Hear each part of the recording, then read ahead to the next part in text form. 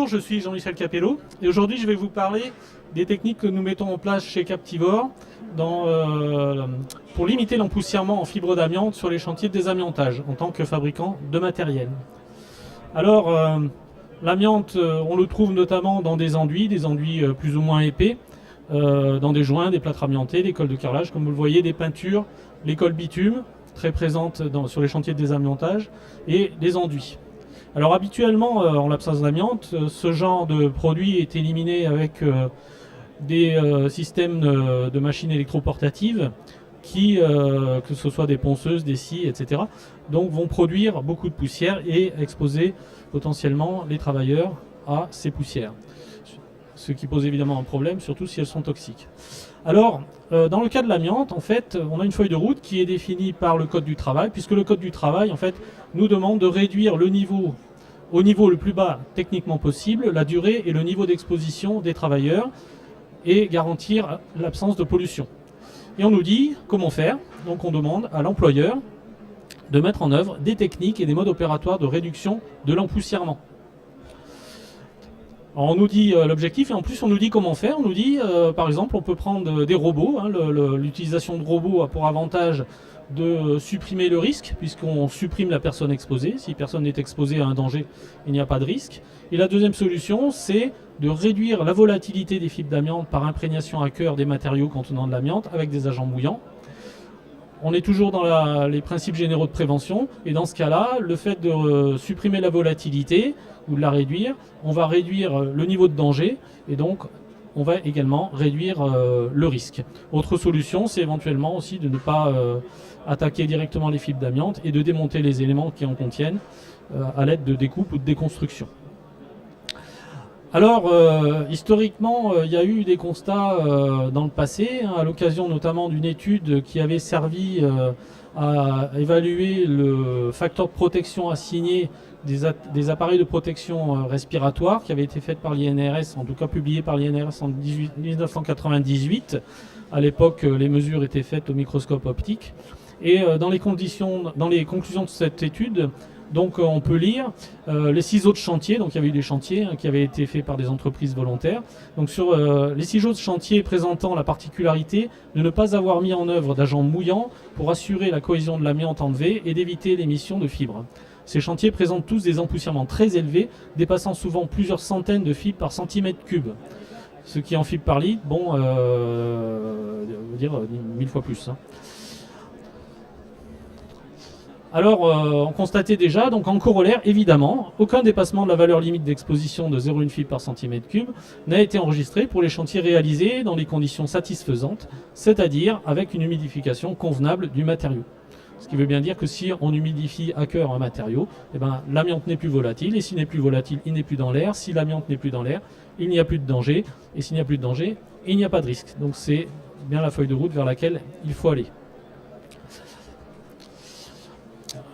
Alors l'étude précisait aussi, donc la protection respiratoire individuelle, puisque c'était l'objet des tests, des travailleurs commence donc par une bonne gestion de la protection collective, et en particulier une bonne maîtrise de la procédure d'enlèvement à l'humide conseillée par la réglementation. Alors à l'époque c'était conseillé, maintenant c'est obligatoire depuis 2012, puisque c'est marqué dans le Code du travail.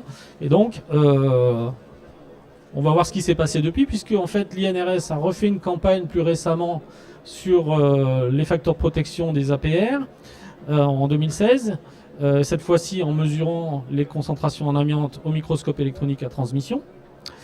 Et on retrouve dans un rapport de l'INRS de 2016, donc suite à cette campagne, on nous dit enfin l'étude sur la vérification des FPA des APR mise en évidence au travers des observations faites sur chantier, des carences dans l'évolution des pratiques techniques et organisationnelles et dans certains cas l'absence de mise en œuvre des préconisations de base, imprégnation à cœur notamment.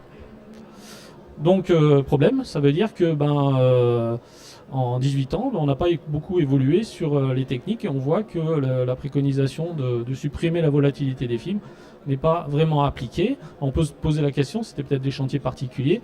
L'étude indique aussi, pourtant, sur les 9 chantiers de l'étude, les entreprises étaient volontaires. Elles avaient à cœur de mettre en œuvre des pratiques qu'elles considéraient comme des meilleures. Les observations faites sur ces 9 chantiers peuvent donc être généralisables à la majorité des chantiers. Qui est un constat plutôt assez déplorable. Alors on peut se poser la question, est-ce que c'est bien joli de dire il faut humidifier, mais est-ce que c'est vraiment possible? Alors on y a identifié souvent à l'occasion de confrontation avec des entreprises, des freins à la mise en place de l'humidification dans les entreprises, et parmi les freins cités le plus souvent sont les temps d'imprégnation longs, c'est-à-dire qu'on va rajouter le temps de préparation, le temps, il faut que l'eau additionnée de détergent donc, prend du temps pour pénétrer dans les matériaux. Des coûts de certaines techniques d'injection. Il faudra prévoir aussi des formations quand le matériel est assez spécialisé. On injecte de l'eau, donc on alourdit aussi les matériaux, donc ça va faire plus de déchets en poids, donc plus de sacs aussi à fermer, à transporter vers les sas déchets. Plus de coûts puisque l'évacuation des déchets se fait, la facturation se fait au poids. Des difficultés quand on doit décaper des enduits, par exemple par ponçage. Le fait de poncer à l'eau va rendre difficile effectivement ce ponçage, on fait de la boue, etc.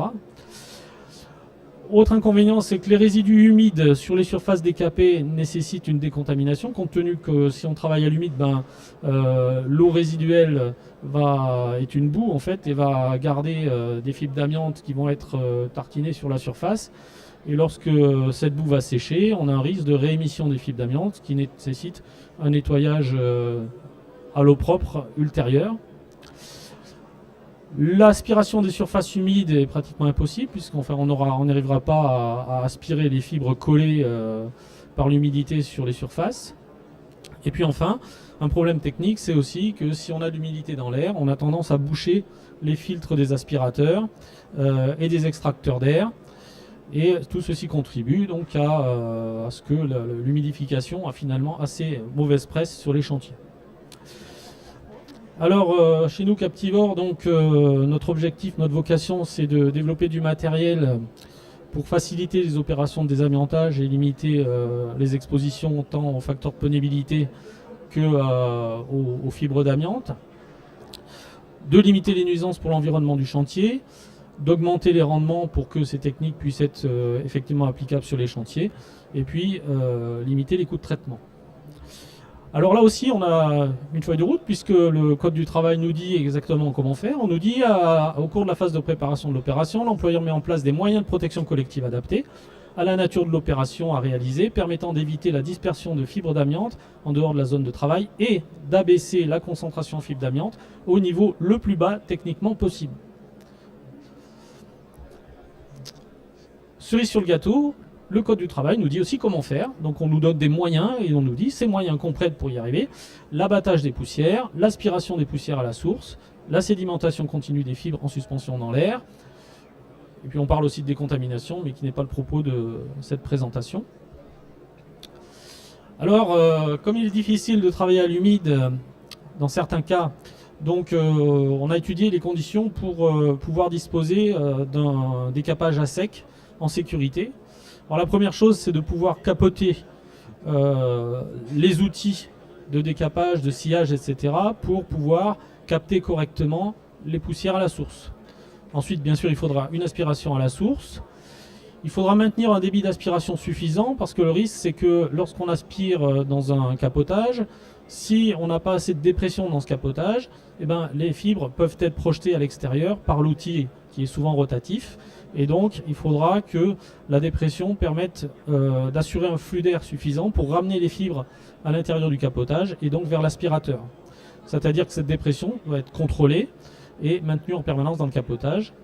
Et dans le cas où cette dépression n'est pas assurée, donc il faut pouvoir arrêter le système de décapage pour éviter de disperser des fibres à l'extérieur du capotage. Alors, on a mis au point plusieurs projets de développement pour résoudre ces problèmes. Alors, le premier appareil que je vais présenter, c'est un système robotisé de décapage des surfaces qui permet de décaper les peintures et les enduits minces sur les surfaces, que ce soit au sol, au plafond ou sur les murs. Donc l'objectif étant d'avoir un appareil de taille réduite qui est adapté au cas des logements, qui permettent de le déplacer sur des plateaux de logement sans avoir démonté à chaque fois la machine. Avoir une technologie robuste et simple d'utilisation, un poids limité, pour éviter de rajouter de la pénibilité liée au port de charge, un fonctionnement autonome et de pouvoir travailler, si possible, en niveau 1, c'est-à-dire ne pas avoir à confiner la zone de travail.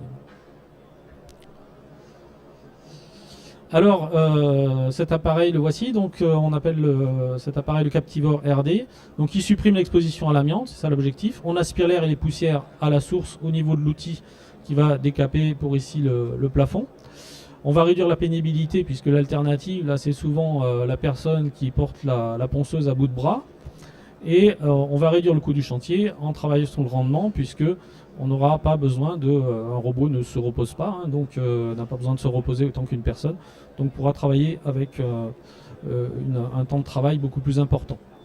Alors cet appareil a été testé au printemps 2017 sur un chantier, après des tests sur des chantiers évidemment sans amiante, hein, sur des plâtres revêtant des plafonds de béton.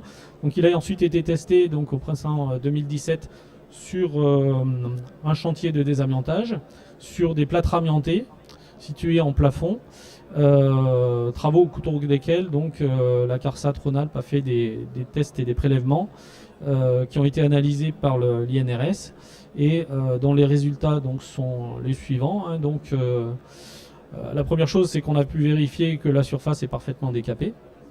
Et donc, on n'a en fait détecté aucune fibre, ni sur l'opérateur, ni sur les outils de ponçage. Plusieurs pompes étaient réparties dans les locaux adjacents, ni au niveau de l'aspirateur, ni dans les pièces adjacentes.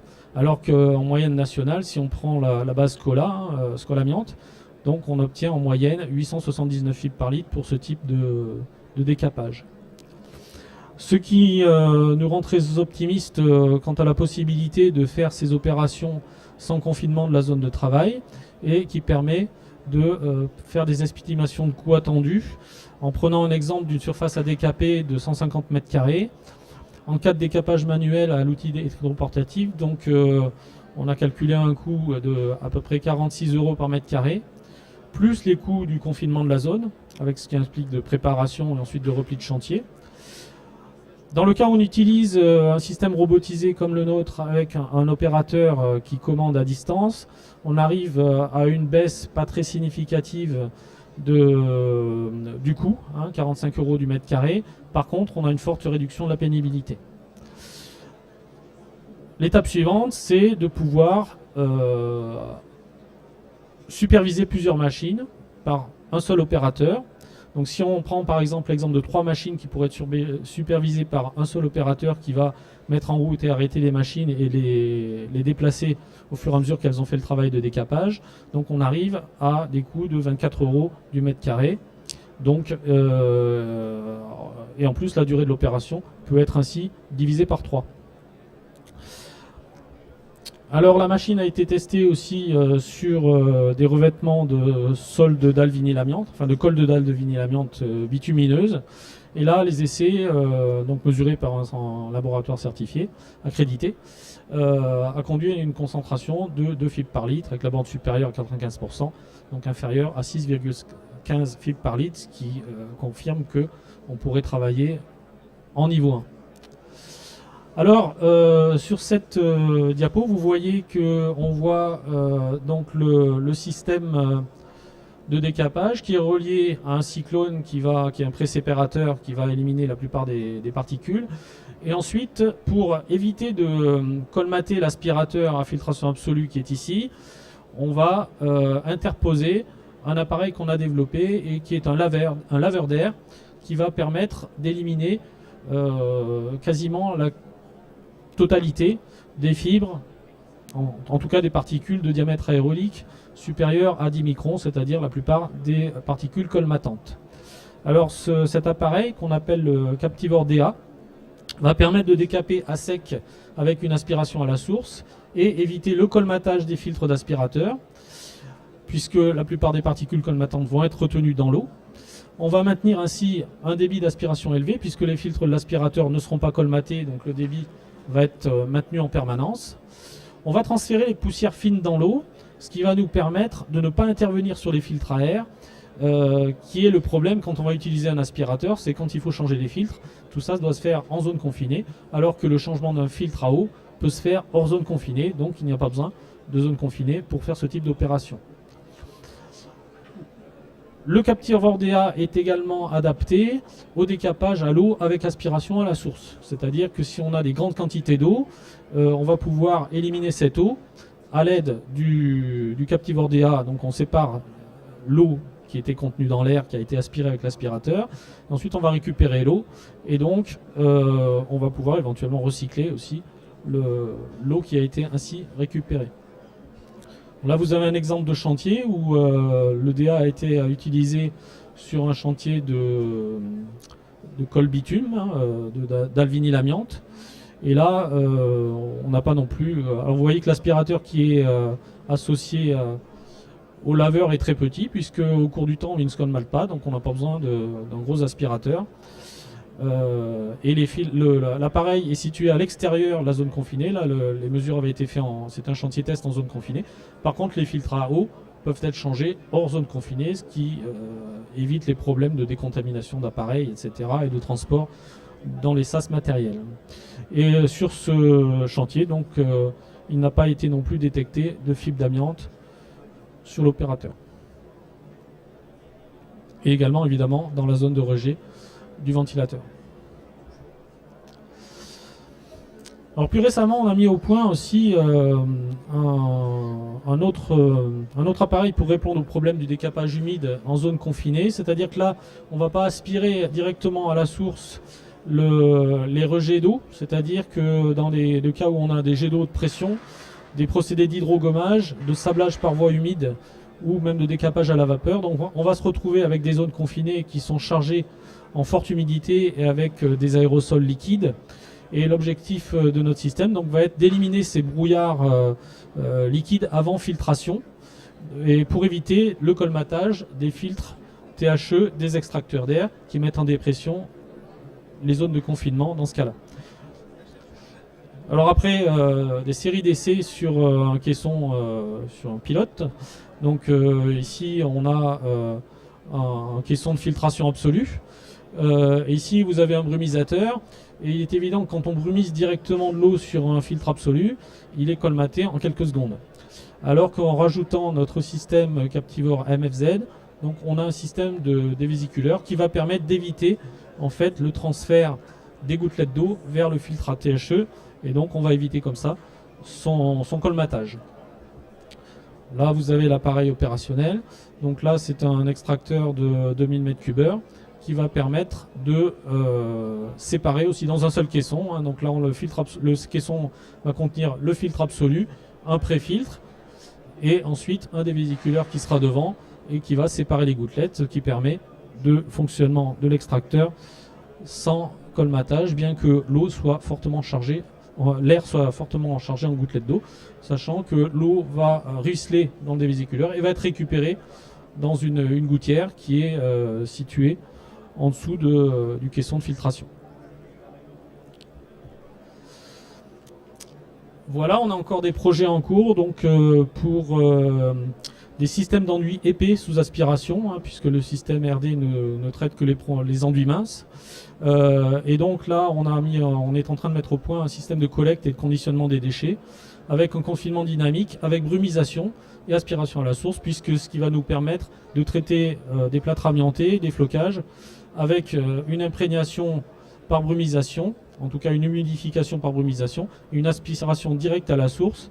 Et comme nos systèmes d'extraction d'air nous permettent de traiter l'air chargé en gouttelettes d'eau, donc on pense que ce projet devrait avoir un certain succès d'ici la fin de cette année.